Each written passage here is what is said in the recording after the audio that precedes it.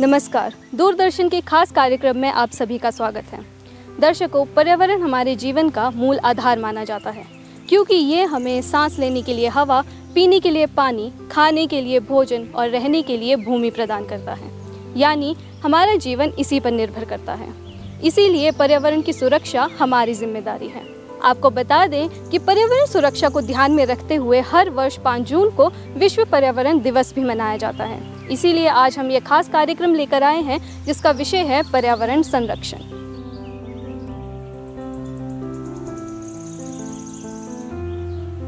तो दर्शकों, आज हमारे साथ मौजूद है डॉक्टर लाल सिंह जी, जो कि हिमालयन रिसर्च ग्रुप से हैं। आइए जानते हैं इनकी संस्था का पर्यावरण संरक्षण में योगदान।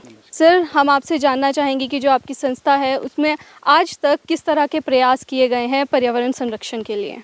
हिमालयन रिसर्च ग्रुप एक शिमला में गैर सरकारी संस्थान है जिसके माध्यम से हम गांव और दूर दराज के क्षेत्रों में विज्ञान और तकनीक के माध्यम से विभिन्न प्रकार के पर्यावरण संरक्षण और जीवन यापन के लिए विज्ञान एवं प्रौद्योगिकी के विभिन्न तकनीकों का विकास करके उनको प्रदर्शित करते हैं और उनके लेवल पे उनके काम को आगे बढ़ाने में वो कैसे मदद करते हैं उसके लिए कार्य करते हैं। सर, आपकी संस्था ने आज तक पर्यावरण संरक्षण और वन संरक्षण के लिए क्या क्या कदम उठाए हैं? अगर आप वनों के ऊपर लोगों को आधारित देखें तो हमारे प्रदेश में लगभग 80 या 90% जो पॉपुलेशन है वो वनों पर सीधे ही अपने जीवन यापन, घर में ईंधन के लिए, घर में पानी के लिए आधारित है।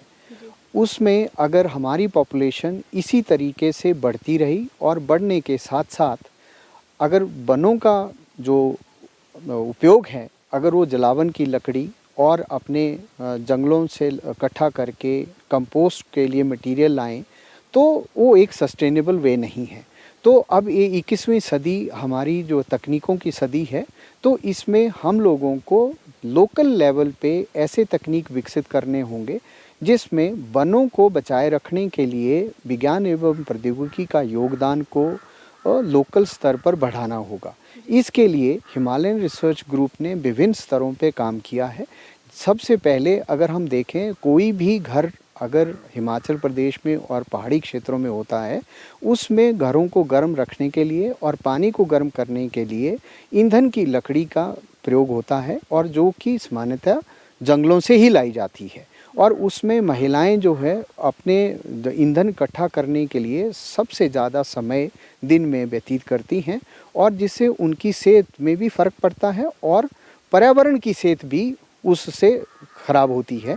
इसलिए हिमालयन रिसर्च ग्रुप ने इसको मद्देनज़र रखते हुए पानी गर्म करने और कमरों को गर्म करने के लिए एक लोकल तकनीक आधारित काम किया है और इसमें एक सोलर हमाम और सोलर रूम हीटर का एक विकास किया है जिसको लोकल मिस्त्री बनाते हैं और लोकल मटेरियल से ही ये दोनों सिस्टम बनते हैं। और पानी गर्म करने के लिए जो सिस्टम है उसमें सारे दिन में लगभग 120 लीटर पानी गर्म किया जा सकता है और जो एक परिवार की पूरी जो समस्या जो है गर्म पानी की उसको हल कर सकता है। और उसी तरीके से जो रूम हीटिंग सिस्टम है वो भी अंदर का तापमान कमरे का लगभग 15 से 18 डिग्री को तक बढ़ा सकता है। और अगर बाहर का मान लो तापमान अगर 4 डिग्री है, अगर वो सिस्टम कमरे में बाहर से लगा हुआ है तो उससे कमरे का तापमान लगभग 20 डिग्री हो जाता है। और इससे इन तकनीक से लगभग 40% जलाने की लकड़ी की खपत कम हुई है। और अगर पर्यावरण की दृष्टि से अगर उसको हम देखें तो लगभग 2.5 टन के आसपास जो है सालाना एक सिस्टम कार्बन डाइऑक्साइड को कम करता है और वो एक बड़ा योगदान है। आज तक अगर हमने 1500 सिस्टम लेह लद्दाख से चला करके उत्तराखंड हिमाचल प्रदेश में लगाए हैं और उससे हमारे जो ये क्लाइमेट चेंज और पर्यावरण संरक्षण का मुद्दा है उसमें काफ़ी योगदान मिला है। और हम एक राष्ट्रीय स्तर की जो हमारी कमिटमेंट है ग्रीन हाउस एमिशन और कार्बन डाइऑक्साइड एमिशन को कम करने की, उसमें एक बड़ा योगदान दे रहा है। और हम एक इंटरनेशनल लेवल की कमिटमेंट को एक लोकल एक्शन के माध्यम से पूरा कर रहे हैं। तो सर आपने अभी तकनीकों की बात की, तो उसमें लोगों की कितनी भूमिका रही है, लोगों पे कितना असर हुआ है उस चीज़ का, उसके कुछ आप अगर हमें उदाहरण बता सकें, और आपको इस चीज़ के लिए राष्ट्रीय स्तर पर रिकॉग्निशन भी मिला है, उसके बारे में थोड़ा बता दीजिए। जो भी तकनीक हम जो स्वयंसेवी संस्थाएं होती हैं जो लोगों के स्तर पे काम करती हैं, उसमें लोगों की ही भूमिका होती है। जो भी तकनीक विकसित किया है वो लोगों की ज़रूरतों को देख करके और उनकी भागीदारी से ही विकसित हुआ है।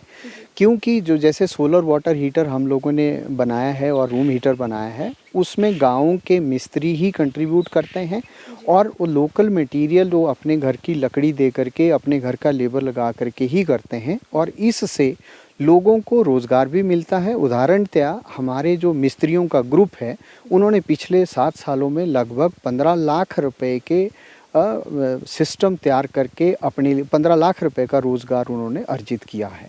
और इस सिस्टम से लोगों को खाना बनाने के लिए कम समय लग रहा है, क्योंकि पहाड़ों में पानी का तापमान कम होता है और उससे जैसे चावल अगर कुकर में बनाने हैं तो उसको गर्म करने में गैस भी ज़्यादा लगती है और समय भी ज़्यादा लगता है। अगर सोलर वाटर हीटर में पानी गर्म हुआ है तो उससे खाना बनाने में भी समय कम लगता है और नहाने के लिए पानी उपलब्ध होता है। जैसे ख़ास करके जो हमारे बुज़ुर्ग हैं, दादियाँ दादू लोग हैं, उनके पास जो है समय पर जो है पानी घर वालों की जल्दी के समय में नहीं उपलब्ध रहता है, तो उनके लिए एक सहूलियत होती है। जैसे कि हमने गांव में एक दादी से मिले तो उन्होंने अपने नहाने के लिए सोलर वाटर हीटर से पानी निकाल करके अपने को स्वच्छ रखने में एक बहुत अच्छे से उन्होंने उदाहरण दिया कि वो अब रोज़ नहाती हैं। पहले वो कहती थी कि हम लोग कहीं 15 दिन या महीने में एक बारी नहाती हैं, क्योंकि वो बूढ़ी हो गई हैं, अब लकड़ियाँ ला नहीं सकती है। नई जनरेशन का अपना टाइम टेबल है और वो अपने समय से पानी गर्म करते हैं, अपने नहाने के लिए करते हैं, अपने काम पे जाते हैं, तो उनकी देखभाल भी थोड़ी इन तकनीकों से अच्छी होने लगी है। जैसे कि पर्यावरण भी अच्छा हो रहा है और लोगों की सेहत भी अच्छी हो रही है और लोगों को अच्छे रोज़गार के अवसर भी इन तकनीकों से मिल रहे हैं।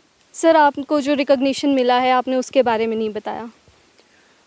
हम सोलर वाटर हीटर डेवलप करने के लिए हिमालयन रिसर्च ग्रुप को 2018 में स्टेट इनोवेशन अवार्ड मिला है और उसमें एज ए इनोवेटर मुझे भी उसमें कुछ राशि मिली है और संस्था को हमारे 2 लाख रुपया उसमें प्राइज़ मनी मिला है।